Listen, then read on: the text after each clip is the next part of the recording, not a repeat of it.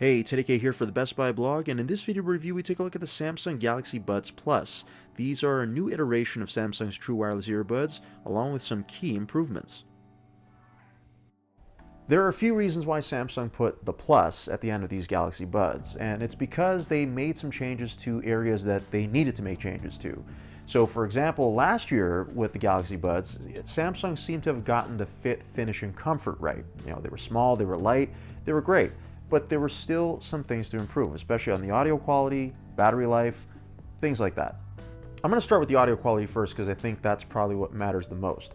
So Samsung put in a new tweeter and woofer on both sides, so the drivers are bigger, and on top of that they added a third microphone. So the microphone, we'll put that aside for a second, but the tweeter and the woofer just resonate more. There's a little more oomph in the sound here. Now they're not necessarily going to be the best sounding true wireless earbuds out there, but they are among the best.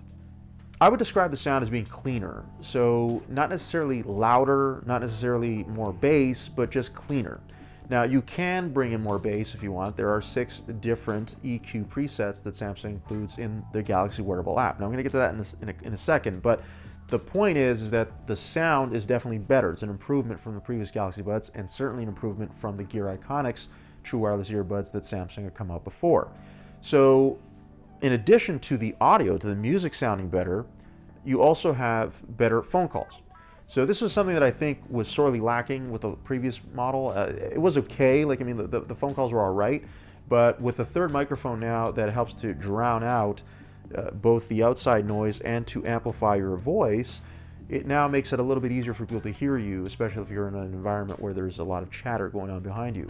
So phone calls are definitely an improvement. In fact, this is by far, by a long shot, the best Samsung has done when it comes to that. And it probably is one of the best I've seen or best I've tried.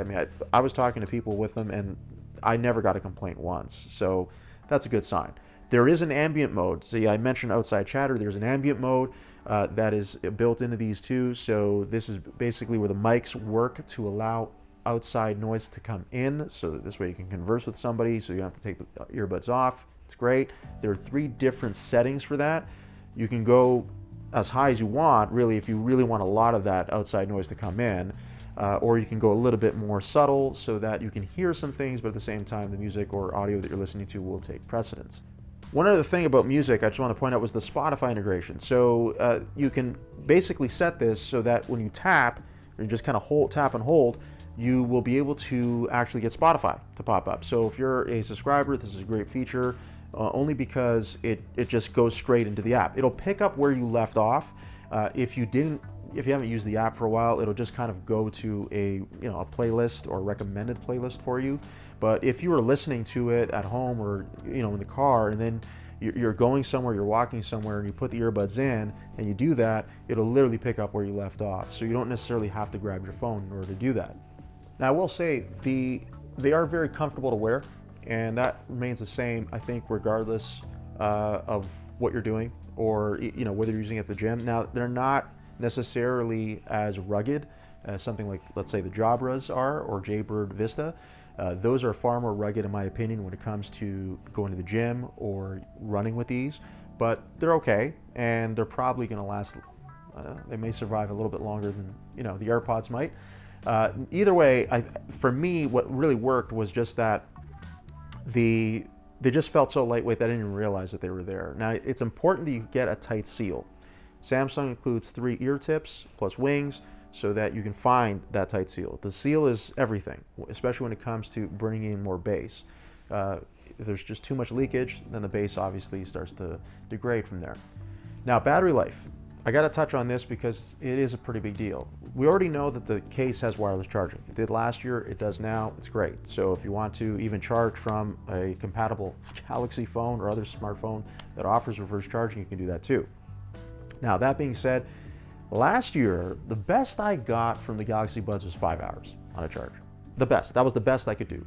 And typically it's because I had to go above 50% on the volume. I still have to go above 50% in this case, but I'm still getting close to 10 hours, if not 10 in some cases. That's a huge, huge jump.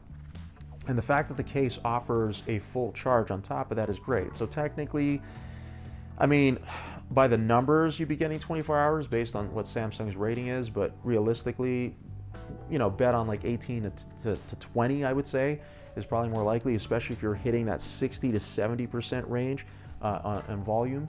That's usually, I think, where you'd go. So from that standpoint, the battery life is phenomenal. I mean, it's really, really good. Some of the best I've had with any pair of true wireless earbuds, to be honest. And hopefully we'll see some competitors do the same thing, but right now Samsung's kind of leading the pack when it comes to that. I quickly mentioned the app, so I just want to kind of, as I'm talking here, I would just want to go over some of the things with the app, because the app is very important in how you use these and how you customize and set them up. Unfortunately, Samsung still does not offer a custom EQ, so you have to go with one of the 6 presets that they offer you. Moreover, the Spotify integration that I mentioned earlier is not there by default. You have to basically select or replace either ambient mode or the voice assistant. So if it's Google Assistant or even Siri, you have to replace one of those in order to get the Spotify in there. You can't have all 3 at your fingertips, literally, at the same time. Also, there are no volume controls on the earbuds themselves, so you will need to use your phone in order to do that. And lastly, there is Find My Earbuds, so that also is a carryover. So if you've misplaced the earbuds and you're within Bluetooth range, you can still track them using the app. And lastly, there is the iPhone. Yes, the Galaxy Buds Plus do work with the iPhone, and they work pretty well with them too. You're not going to get all the features, and I found a bit of a video sync issue that I assume might be patchable. Right now, as it is right now, it's a little bit, there's a little bit of a lag in the sync. So I don't know if it's something that Samsung might fix, but they might. And that's it. If you are going to use them with the iPhone, you can, especially for music. They seem to work fine. I didn't have any issues as I was using them, and I dare say they probably sound a little bit better than the AirPods.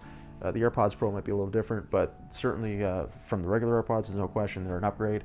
So from there, you can basically use these either as an Android or an iOS user. You are going to get a little bit more of an advantage if you're an Android user, but you're not going to be totally left out of the loop if you're an iOS one. And that's my review of the new Samsung Galaxy Buds Plus. For the Best Buy blog, I'm Teddy K. Thanks for watching.